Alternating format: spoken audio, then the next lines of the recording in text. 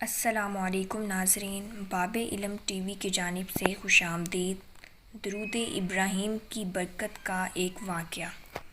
معالج النبوہ جلد اول صفحہ نمبر 328 پر ایک عجیب واقعہ لکھا ہے۔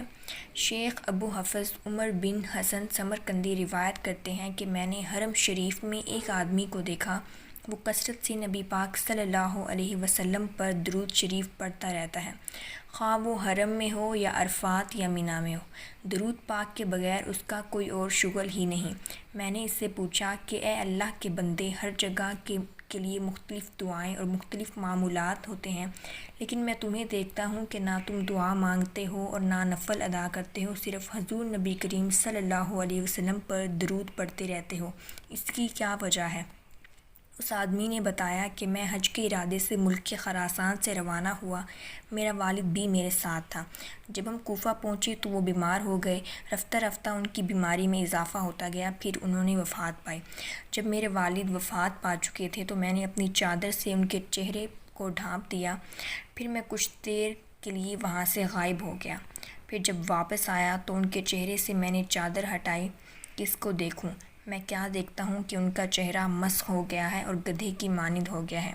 یہ دیکھ کر میرے غم و ملال کی حد نہ رہی۔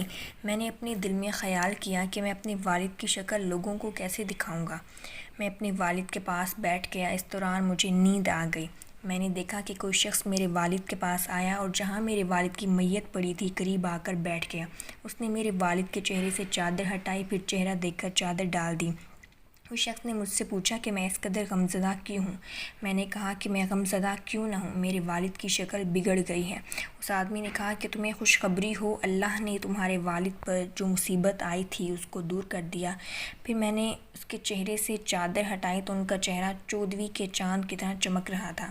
میں نے اس نیک بخت آدمی کو کہا کہ تو کون ہے؟ تیرا آنا میرے لیے بڑی برکتوں اور سعادتوں کا باعث بنا۔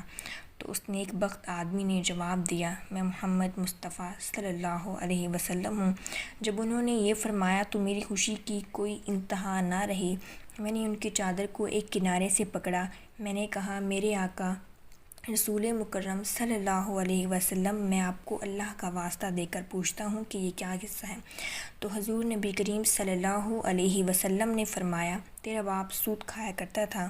اللہ تعالیٰ کا فیصلہ ہے کہ جو سود کھاتا ہے، اللہ تعالیٰ موت کے قریب اس کے چہرے کو بدل کر گدھے کی مانند کر دیتا ہے، دنیا میں یا آخرت میں۔ لیکن تیرے باپ کا یہ معمول تھا کہ رات کو 100 مرتبہ مجھ پر درود پاک پڑھا کرتا تھا۔ جب تیرے باپ پر یہ مشکل گھڑی آئی تو جو فرشتہ میری امتیوں کے اعمال مجھے پیش کرتا ہے، تو اس فرشتے نے تیرے باپ کی حالت سے مجھے آگاہ کیا۔ میں نے اللہ تعالیٰ کے حضور میں التجا کی، اللہ تعالیٰ نے اس کے حق میں شفاعت قبول کر لی۔ میری آنکھ کھل گئی۔ میں نے ان کے چہرے سے چادر ہٹائی تو ان کا چہرہ 14ویں کے چاند کی طرح چمک رہا تھا۔ میں نے اللہ کی حمد و ثنا اور شکر ادا کیا اور اس کی تدفین کرنے لگا۔